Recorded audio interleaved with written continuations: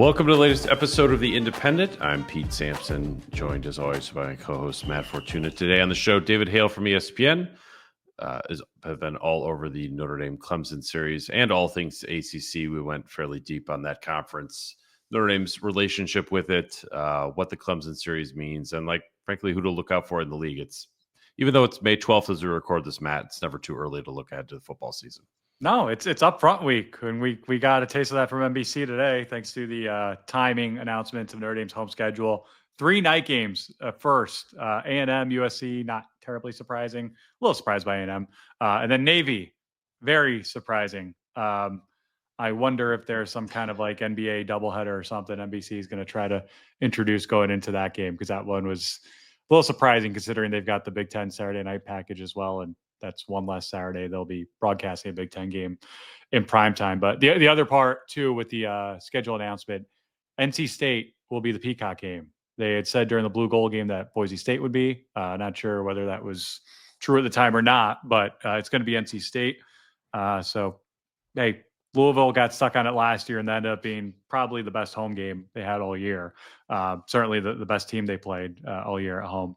We'll see if NC State, I guess the Peacock history, now that I think about it, I mean, that first one with Toledo was dicey. It's going to go down to the wire. Yeah, it's we'll see. You never know with NC State, but Notre Dame fans, you can plan your schedules accordingly. You knew what days you'd be there. You might have to be staying overnight for some of them more now than you thought you would, but good to get that out. And they've got no road Big Ten games this year, but ESPN, I think, as they're up front later this week, we'll see more scheduling timing announcements for some of the bigger games. Maybe even a game day announcement for week 1. I don't know if they might go there because it's Sunday, right, for Miami? Yeah, I believe that. Yes, it is. It is a Sunday night game. So, yeah, I would full credit to all the independent live show listeners that will be tuning in at 2 a.m. after the Navy game on November 8th. Hey, Navy games go quick. It's okay. It's yeah, that's true. That's true. It starts at 7:30, over at 9:30. Yeah, I had been told that A&M, this is months ago, that NBC had already been like, hey, this is a night game, just FYI. USC is never a surprise as long as that series continues in terms of the ones in South Bend. But it's and this gets into our conversation with David Hale. It's a funky schedule to me, because even though you see some of these way too early top 25s that are out, friend of the show, Ari Wasserman, I think he had A&M 25 and Miami 20, and those are the only 2 ranked teams that Notre Dame plays this year. It doesn't feel like one of those schedules where you'd be like, well, you only play 2 ranked teams, even if you in fact only play 2 ranked teams. Am I off? The schedule seems harder than that to me. Yeah, it seems harder with a younger team. I think there are more losable games almost independent of the schedule. But when you start off as hot as you do out of the gate with that Miami and A&M, you really have no more. If you lose one of those, the margin for error gets very thin very soon, as we saw last year. And again, you don't have last year's veteran leadership, and you've got a much tougher schedule with a lot of other teams that are. I mean, look, last year's USC team was not good, and they gave Notre Dame all they could handle at the end, because I don't think that was a team that really was tested all that much after the NIU game, and they're going to be tested. I'm not saying they can't and won't win all these games, but last year they played 4 Group of 5 teams. This year they play 2. One of them's Boise State, who was in the college football playoff last year, and the other's Navy, which is such a big game they made it a primetime game this year as a rival. So there are very few soft spots in the schedule. You'll hear this from David Hale shortly, but he circled Pitt as an ACC team that could surprise. I'll believe that when I see it, but that's another team Notre Dame plays this season, I believe, on the road. Syracuse shocked everyone last year by winning 10 games.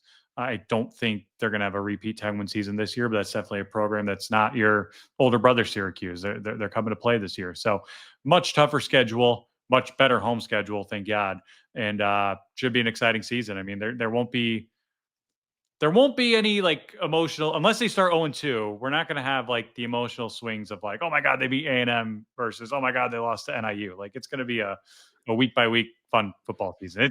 And again, credit to them for being as good as they were in the playoff. But I think part of why we don't remember that regular season all that much after NIU is there just really weren't any memorable moments or games. It feels to me like I would describe the schedule as they played Georgia Tech 4 times, but Haynes King is healthy for all 4 of them. Sure. it's like good ACC teams, or like Louisville last year. Really, Yeah. maybe you play Louisville 3 or 4 times, but instead it's Pittsburgh, Syracuse. I mean, At Arkansas. Arkansas, that's not going to be Arkansas easy. could be a total disaster, or they It's a could tough environment, be, but like to go to an SEC yeah, environment, they didn't have anything like that outside of A&M last year. I mean, it's right. different. Yeah, you could see Arkansas going 5-7, but like Notre Dame won that game 30-27. It's and you're just hanging out for like kind of like what the Purdue series used to be before Purdue fell off the face of the earth entirely. We're just like, God, this is just such a pain in the butt to play you at your place. I know you're not good, but like, why is this a 1-score game in the fourth quarter? I could see Arkansas being like that, opposed to modern day Purdue, which is like non-competitive Well, in every way, shape, or form.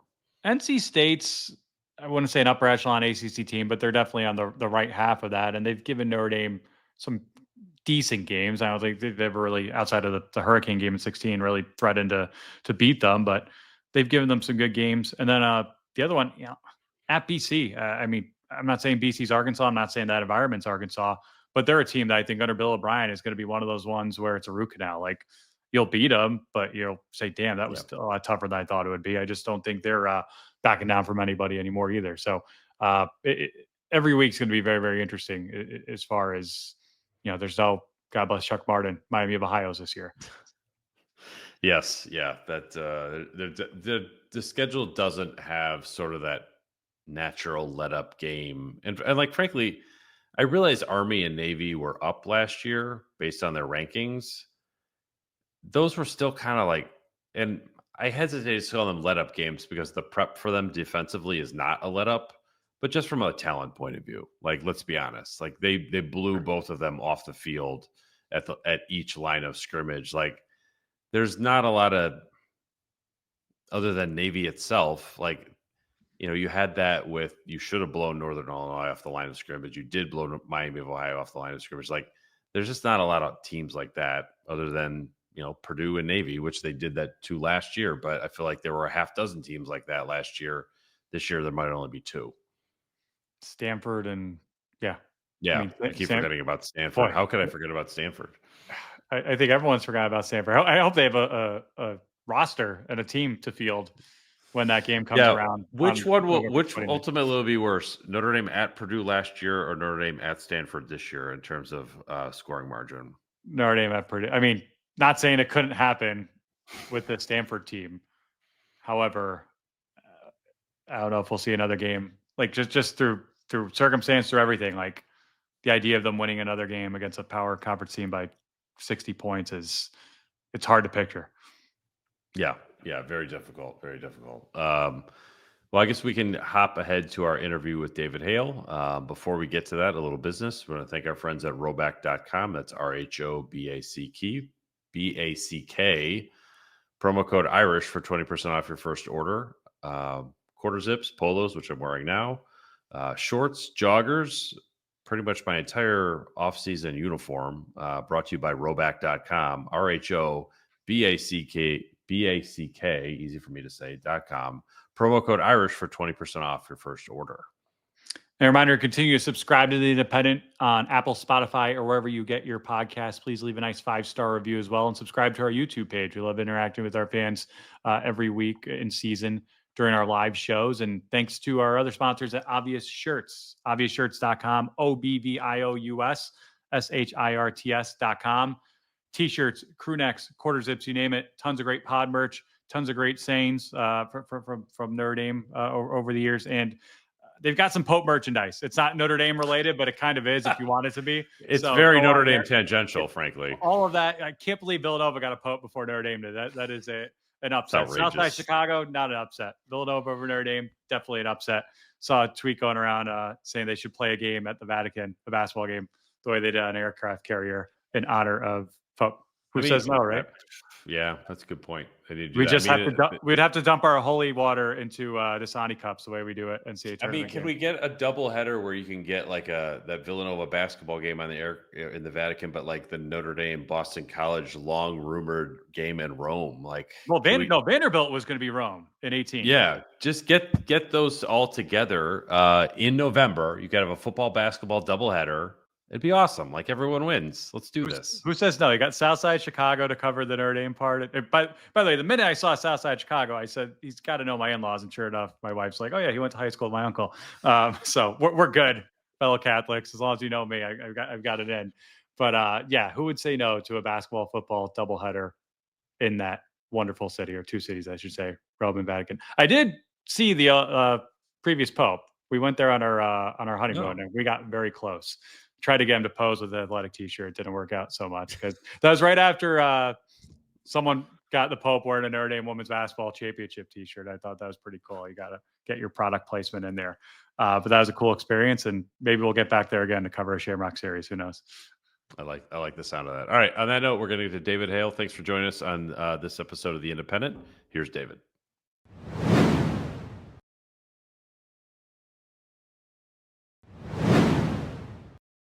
Pleased to be welcome on The Independent, David Hale, a good guy to have a po' boy with before the Sugar Bowl. The last time David and I got together on the outskirts of New Orleans before Notre Dame, Georgia. David, now down at ACC Meetings, Amelia Island. So I know we had you on, here to talk the Clemson series, but I mean, are you allowed in North Carolina's facility still? Or I mean, that's I think sort of the litmus test for everybody covering the ACC. I was banned many years ago. That's a different issue, not related to the Belichick issue at all.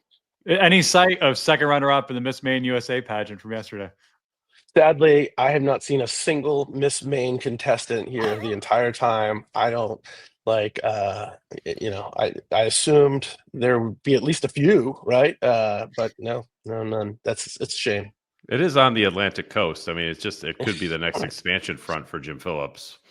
What's crazy is I just saw John Shire over here a couple minutes ago that Cooper Flagg from Maine, the biggest story in college basketball this year, and now Miss Maine, second runner-up, the biggest story in college football this season. When did Maine become the center of the college sporting universe? This is fascinating. I'll have to check out Flags in town here for the NBA Combine this weekend as everyone tries to play the lottery, I think. But that's a good point. Yeah, the Northeast corridor is really taking over college sports, just like Yeah. Well, I think the reason we want to have you on was talk a little bit about the Clemson series, which you wrote extensively about over at ESPN, and just like I was, Pete Bavacqua, Notre Dame's AD, not shy about saying, "Hey, this is a game we could play every year, that we'd want to play every year." I was interested, in sort of reporting it out, how early on you felt like this is not just something that people are talking about, but this is something that's actually going to happen as it fits into the new jigsaw of ACC media rights and trying to keep the conference together. Yeah, this was, I think, at the 1 yard line in probably January or early February, and getting it that last yard. It was like watching Iowa's offense try to get that last yard. I have a sort of a running commentary with Graham Neff, the AD at Clemson. If you go back through which I hope nobody ever FOIAs our text history, but it's just GIFs of Judge Judy going like this, or the Titanic, it's been 82 years. When are we going to be able to actually report this story? But part of that is, I think it is reflective of how complicated the relationship with the ACC is, both in terms of Notre Dame, ACC, and their scheduling of ACC games, and then, of course, Clemson and what they mean to the ACC, and the lawsuits that were dropped, but still, the ink is still drying on some of these agreements. And with the revenue split coming via TV ratings to some level now, this is obviously a boon for Clemson on that front, but it is probably a source of consternation for some other schools that would like to have Notre Dame on their schedule as often as possible for ratings too. So it was a complicated. I think Clemson and Notre Dame saw eye to eye on this pretty easily. It was the other folks that needed to sign off on it that were less enthusiastic at times. Dave, I remember when reports first started getting real about this potentially happening, probably back in the winter. Every story said Clemson, Miami, and Florida State will play Notre Dame more. How did it come to be that Clemson gets them first as far as every year? And what are the plans for Miami and Florida State moving forward to play Notre Dame more often? Yeah, I think Clemson was just aggressive in their approach on this. Again, the ACC sort of needed to I don't want to say sign off on it, but there needed to be some, hey, we're not going to be, it's not going to be a problem that we're doing this. But this is an agreement between Clemson and Notre Dame that the ACC did not facilitate. This was Clemson and Notre Dame facilitated it. And I think, again, who knows where the future is for Clemson, but if and when they leave the ACC, this agreement will go with them to whatever conference they go to after that. So, but then there's another component, which was the ACC would like to, and one of the things that will be discussed in Amelia Island this week is how do we maximize scheduling? How do we create more good matchups? And the Notre Dame matchups are certainly a big part of that. So the idea was having them play the bigger brands, of course, Florida State and Miami at the top of that list. From what I've heard from their folks, I don't think it'll be an every year thing, but I think that they would like to get into a routine where Notre Dame is going to play one or the other every year.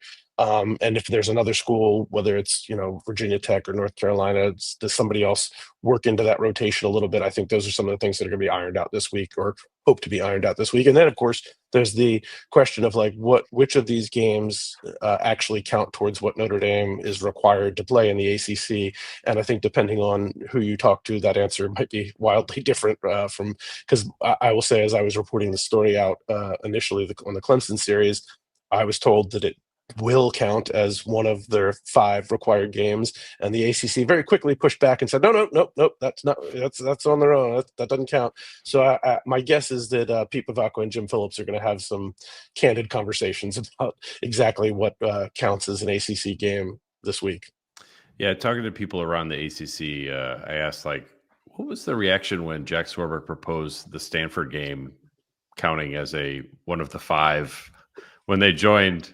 And it was basically kind of a GTFO reaction to that. And there's like a middle ground here. But I do think, if from a Notre Dame point of view, if you're going to get Clemson every year, whether that counts as an ACC game or not, that's a team that you would go out and try to schedule independently, regardless of what league they were in. And so, but I guess I'm interested from the ACC's point of view, because talking to people in that league, I asked about do you think you could try to get to 5.5 games, 6 games with Notre Dame? And this AD was at a sort of a quote unquote have not in the league. And he was just look, I got way more important things to worry about than whether I can get one more game with Notre Dame every 4 or 5 years. But is the league sort of okay, this is fine, begrudgingly go along with this? Or what do you think sort of is the overall perception of this deal from the rest of the league?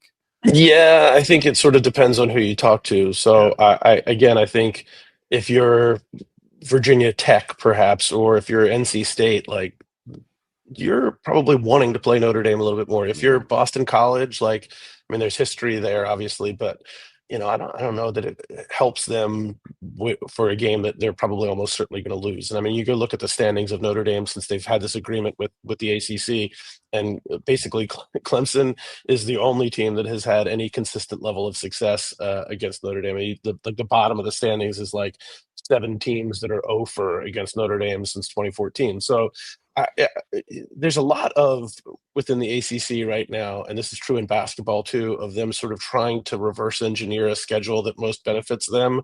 And I'm not sure that any of it is actually going to work long term, but there's this let's get more brands versus brands, when that's great until the Notre Dame brand beats the hell out of all of your good brands and you don't have any of those brands playing for a playoff bid. So to me, I sort of get where this AD that you're talking to is coming from, of honestly, I think a lot of it comes out in the wash that it's, instead of playing Notre Dame, we won't have a high profile game, but we might win that game. So I don't know. How much is that changing? I feel like every year we talk about the relationship between Notre Dame and the ACC, and obviously the ACC technically is on sturdier ground now than it was at this time last year, but new AD, Notre Dame's in a different place football wise than it was, in 2014. You're down there every year. I remember going down there, and Jack Thorburn always had a smile on his face during the football meetings because he got cues from them and could hang out at the Ritz. Mm-hmm. How much has this relationship evolved, devolved, changed with all the changes from Notre Dame's side? Obviously with the ACC as well, adding 3 schools last year. Yeah, I think that it is certainly a situation where I think Notre Dame probably has more cachet and independence in this relationship than it ever had before. Frankly, the ACC needs Notre Dame. I mean, it used to be, Turner, we'd talk about like, oh, the ACC really needs Notre Dame to join as a full member. Now they just need Notre Dame to stick around and keep playing games against them. Like it's really the power dynamic. And I mean, you think back to 2020 when Notre Dame was basically like in the wilderness because they didn't have a schedule to play during COVID, and the ACC let them come aboard full time, basically asking nothing in return. That was sort of the final, I think, straw in all of this. That there was never it was pretty clear that the writing was on the wall, that like nothing about this relationship was going to change in the ACC's favor at any point in the near future.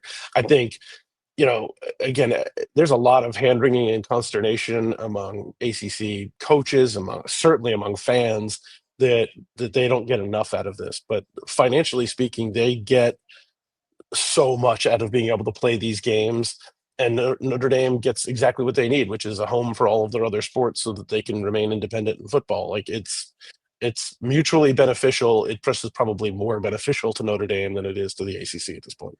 What, from a Clemson point of view, why do you think this makes sense for them to do, aside from the money? Yeah, well, the money is certainly job number one here because, Right. again, the ACC has decided in settling their lawsuits with Florida State and Clemson that they will have a brand fund. So basically, TV money will get distributed based on TV ratings. It's a 5-year window. Average of TV ratings will determine what percentage of your TV money goes to which schools. So playing Notre Dame is great for them. Now, it's funny, I talked to Josh Hurd, the manager the AD at Louisville, and he's like, yeah, we played Notre Dame. It was a real big game last year. It was on Peacock, so the ratings were not exactly special for us. So part of that, I'm not exactly sure how that will play into things. But yeah, Notre Dame announced its schedule today. NC State's getting the Peacock treatment this year. So. Dave Doran's not ignoring. Yeah, no. Anyway, so yes, this means more money for them. It obviously sells tickets and all of that, which is great. But the biggest things is sort of it gives some leeway to Clemson in what is clearly an uncertain future, uncertain in terms of their relationship with the ACC. So this guarantees that they were going to play Notre Dame 12 times over a 12-year span, no matter what conference they're in. But it also, because the SEC has been talking about going to a 9-game conference schedule, Clemson has 2 games against Oklahoma and 4 against Georgia in their future schedules too, that they're not going away yet, but certainly I think there's a real risk that if the SEC goes to 9, that those games are scrubbed. And then you say, well, okay, we need to fill in a schedule here. And then the last part is, I think the writing is on the wall about what the college football playoff looks like, which is the ACC is a second-class citizen here. So instead of having to have the conversations about, well, like they ain't played anybody because they're in the ACC, this helps boost their schedule strength, so that if they do win these games, or even if they lose and don't embarrass themselves, like it's a resume builder for the playoffs. So it really checks a lot of boxes for Clemson. And I will say Clemson has been historically one of those programs that has not shied away from high-profile games. They want to play big-time opponents in big-time games, and this certainly fits that mold too. Pete and I were talking off air about this. I mean, 2029 Notre Dame schedule right now has Clemson, Texas, and Alabama. How many of those games will actually get played? Clemson, yeah. I'm pretty sure will be. The other 2, I'm less certain about. But that leads me to the next question, which is, I want to say in like 2016, they announced Notre Dame's future opponents per year through 2036, through the length of the grant of rights deal. I haven't seen or heard anything as far as like, all right, SMU and Cal, you're being integrated into this now. Yeah. Like, when will Notre Dame play SMU? Like, when will we know when they will play SMU? Again, I think that's part of the conversations that they're going to be having here this week in Amelia Island, and it's for exactly that. When they added those 3 new schools, the only Notre Dame conversation that came up was, does the Stanford game count as an ACC game?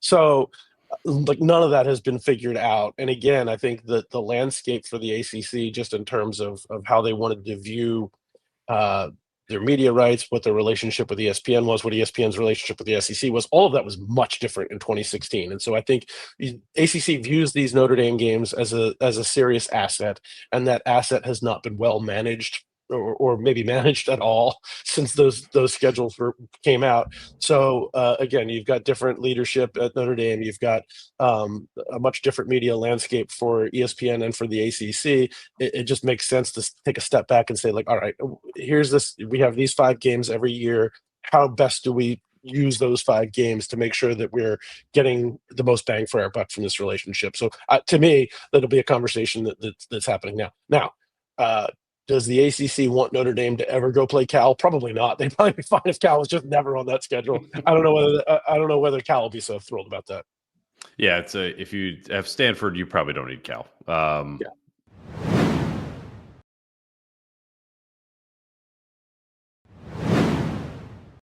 Matt said something a minute ago that I was curious to get your opinion on. Is like the ACC being kind of like stronger or more solidified. Certainly, it's better than when you're being sued by your own membership. But like, is it in a good spot, or is it just in a better spot than it was a year ago?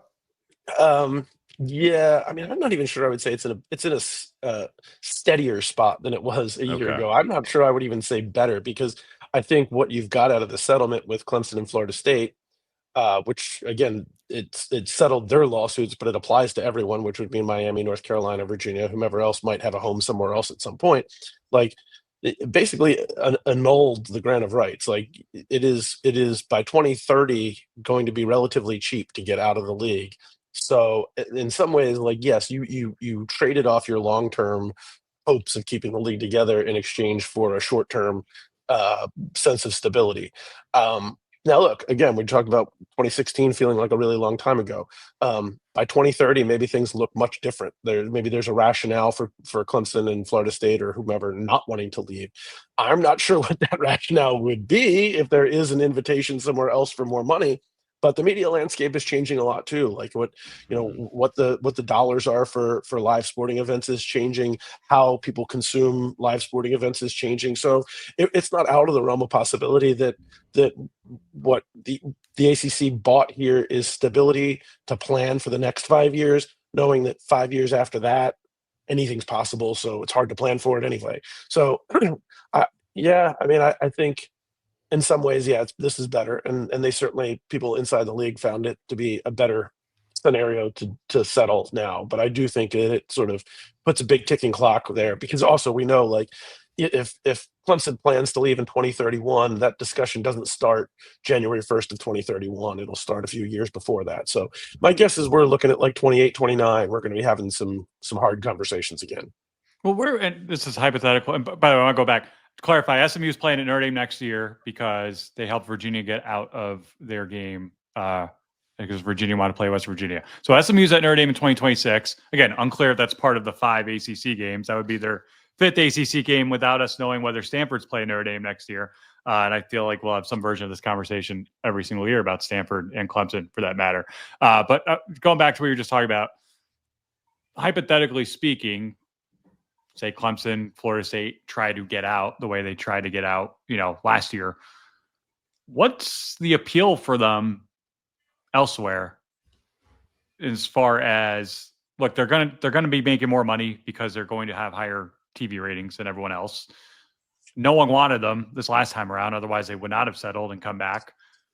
The Big Ten has pretty much made it clear, if you want us and we don't want you, you're going to be grandfathered in the way, or not grandfathered in the way Oregon and Washington is. What would be the appeal for a Clemson 5-6 years from now to go to the Big Ten and be 19th out of 19 in revenue for the next decade or so versus being the big boy on the block that they are right now in the ACC?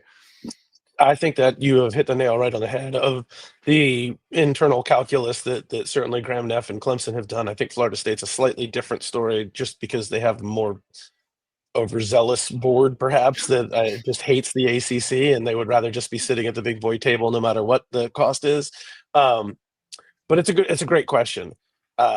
There is, I think, a scenario certainly where the benefit of staying in the ACC, where you have an easier path to the playoff, you're making more money than all of your compatriots, and you're not taking a pay cut compared to your colleagues in a league somewhere else. It makes sense to stay where you are, and that's probably part of the ACC's calculus in settling too.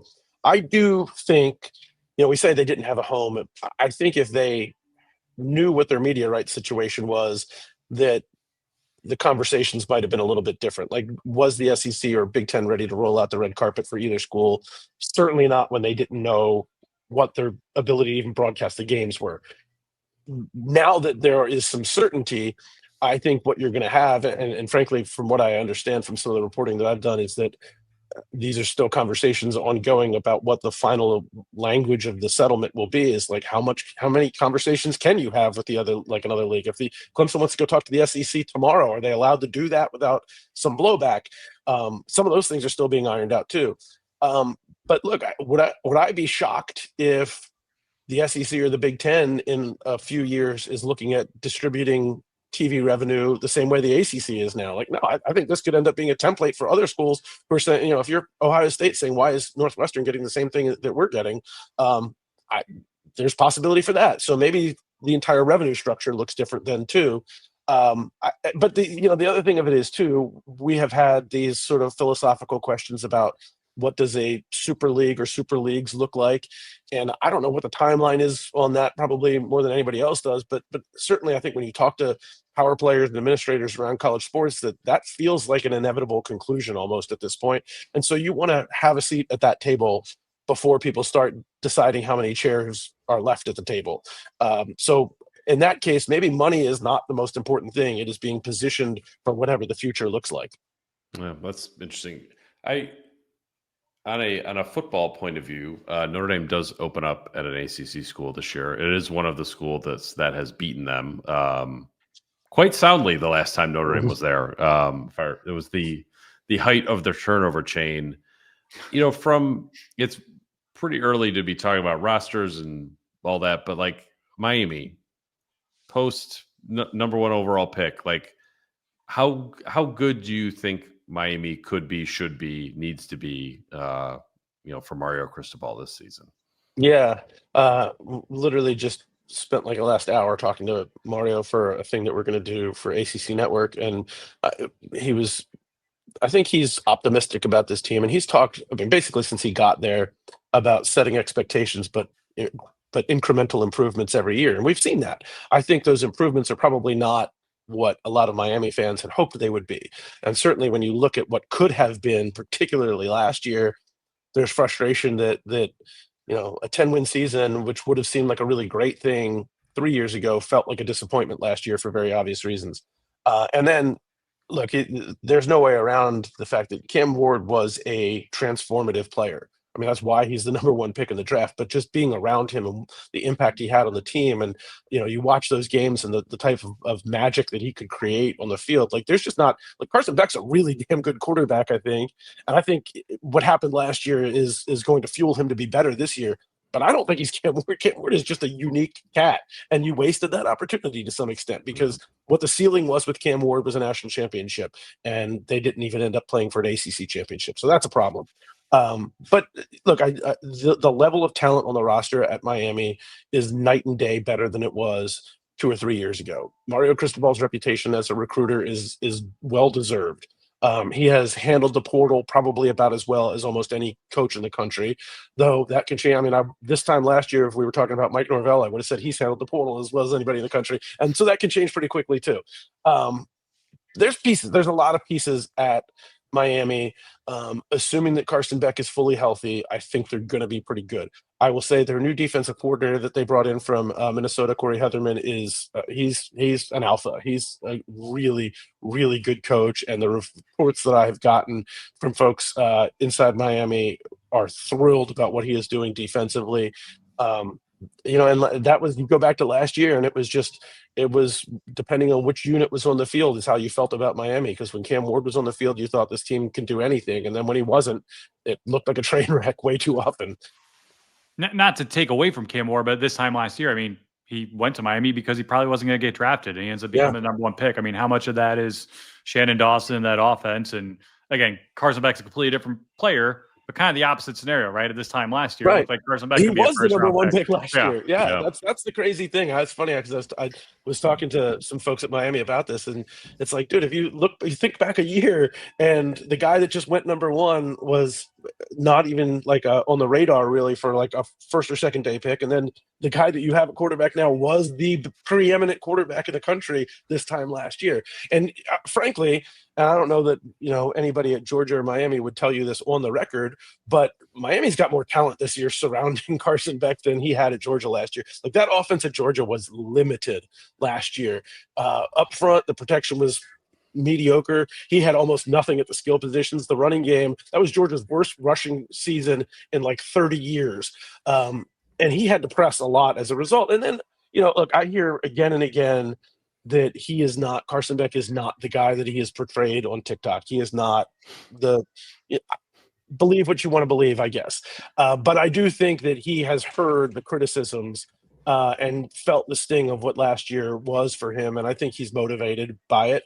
So, and the other thing, I guess maybe to answer your question, Tuna, is that, what Mario Cristobal sold Cam Ward on was like, everybody knows you are a great improviser. Everybody knows you can be an accurate thrower.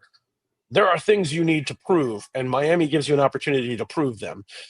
So I think you can go back and watch over the course of the season and see Cam Ward's development in adjusting a protection or, signaling the receiver that had the right coverage to know, like changing a play at the line of scrimmage. And again, I think the off-field component of like Cam Ward is a leader. He is a transformative human being within the locker room in getting people at Miami to buy into what he wanted to do. Like, those are things he established at Miami that didn't really certainly weren't proven and may not have existed at all before he got to Miami. So what are the things that Carson Beck needs to check off? Well, after last year, I think there's a lot of things on that list that he has to prove, and Miami's giving him the opportunity to do it. That'll be, I'm sure that was the sales pitch to get Beck there in the first place, that and a whole lot of cash.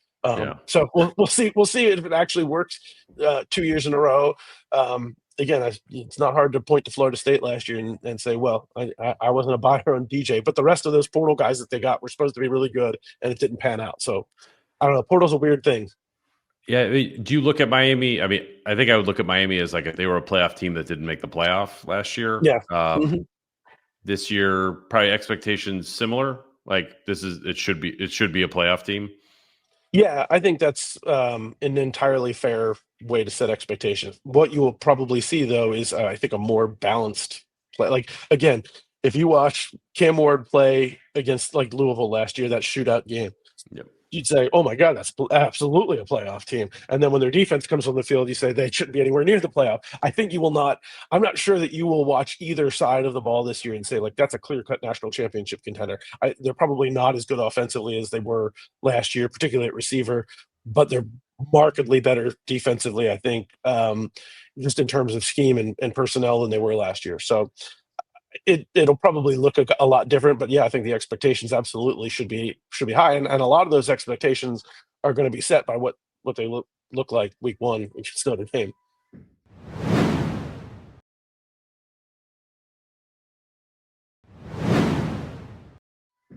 As long as we're on the subject of the portal, and I know Notre Dame doesn't play them for 2 more years, but is Clemson for real? Like, back to being the Clemson that was a legitimate national title contender and not just an ACC title contender? This is a question I have probably thought about far too much for it only to be May. I am a little more skeptical. And I think, look, a couple of things happened last year for them. Cade Klubnik took a nice step forward. And it's funny because I think he was largely viewed as a disappointment to some degree.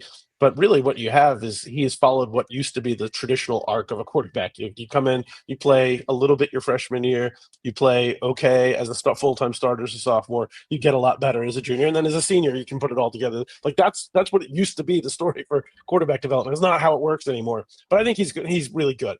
And he finally has a receiving core that has actual weapons. Like I think it was sort of overlooked because of other problems, like just how lost in the wilderness their receivers looked for 3-4 years there. But the defense is going to be a question because last year they underperformed, and I think Tom Allen was a good hire. Certainly we've seen Tom Allen have a lot of success coaching defenses right up to last year at Penn State. They've got some really good players. Peter Woods and TJ Parker are probably first-round draft pick types. Avian Terrell is in that conversation too in the back end. But how does all of it come together, and what does it look like? Because if you go back and look at last year's, I mean, they got destroyed by Georgia in week 1. The final score didn't really look like it, but Louisville ran all over them, destroyed them last year. They should have beaten South Carolina, but managed to shoot themselves in the foot. And then the Texas game, again, looked closer than it really was. Like, Texas was destroying them in the first half, and then Cade had a really nice second half that made the score look a little bit better. But, I mean, aside from the South Carolina game, their 4 biggest games that they played, they weren't really in a position to win any of them. As you look around the league, again, very early days, like, is there to put it in Notre Dame terms, is there a Louisville, like a team that's not at the top of the league, but 8-4, 9-3, sneaky good? I mean, Notre Dame's got NC State, they got Pitt, they got Syracuse, who, was very up last year. Boston College and Miami. It's like, who's intriguing to you around the league? And I mean, because Syracuse certainly was last year, was like a kind of a feel good story, and then they're a heavy portal in, heavy portal out. But like, who's intriguing to you around the conference? Well, I'll start with the one that you started with, which is Louisville. I think Louisville's going to be really good this year. Yeah. I think they've made some improvements defensively. I think Miller Moss is a great fit there, and Jeff Brahms is good in offensive mind as there is in the country. I think that's going to be a pretty good football. And you go back and look at their losses last year, and it's sort of indefensible that they lost some of those games, particularly the Stanford game, which is if I'm Jeff Brom, I still am having trouble sleeping at night thinking about that.